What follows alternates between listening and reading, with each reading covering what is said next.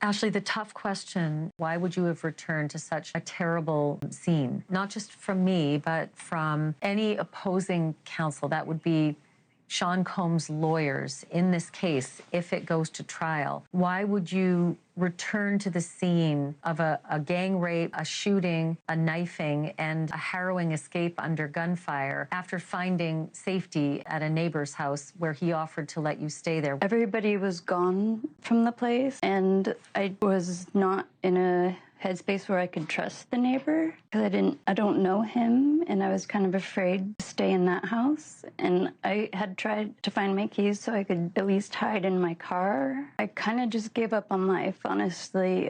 If they had killed me that night, I wouldn't have cared at that point. And I'm sorry that I have to ask these tough questions. I feel like Sean Combs' lawyers will be a lot tougher than I am. It's hard to understand from an outside perspective why you'd feel less safe with a neighbor who rescued you than walking back towards the crime scene where all those horrible things had happened before you could truly know for sure there was no one still left in that home. Ashley, I'm going to jump in here because I really feel we're looking at things from a very logical standpoint. You nor I have not been in that situation. And anybody attempting to judge the mindset of somebody in that situation, ludicrous, honestly. How could you not understand why we would logically not experiencing that? Of course you would say, oh, well, why wouldn't you just stay with the neighbor? The neighbor is a stranger too. She's just went through this very great ordeal, not knowing where to go, what to do.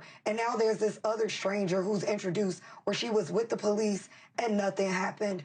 Logically to me, trying to go back to get her stuff seems the most reasonable. She doesn't have her clothes on. She doesn't have her phone, her purse, her keys. And now to expect her to now go stay with a complete stranger and not even attempt to, I guess, get out of there entirely, when she thought it was safe to at least go back to retrieve or at least find her possessions. She thought everyone had left. So would you prefer an empty space or a space with this random person that you don't know after you had just been violently gang raped, threatened with your life, threatened to be sex trafficked? In my mind, it doesn't make sense for her to have just stayed with the neighbor. What she did makes logical sense if you are to put yourself in that predicament where these things had happened to you.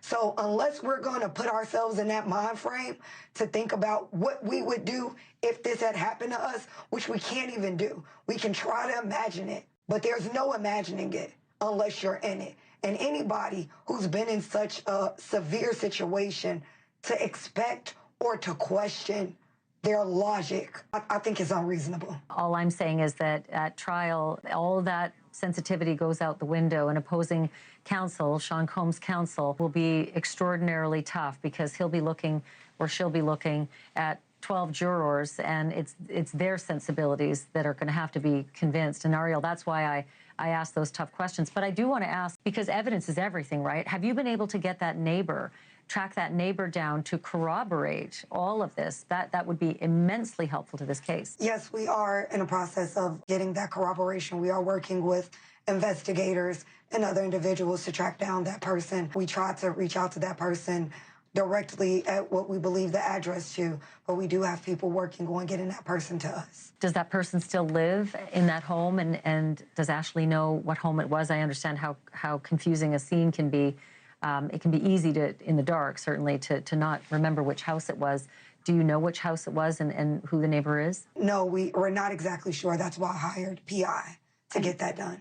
I do know what house it was. Well, not the house. I was talking about the person, yeah. Yeah, but the we neighbor... know the building, right. The neighbor, he didn't offer to take me to the hospital or the police, so I couldn't trust him as well. Just to let it be known, outside of the neighbor, the Contra Costa sheriff has already confirmed that a report was made that night. So to the extent there is no dispute whether or not a rape was reported that night. So that's not in question.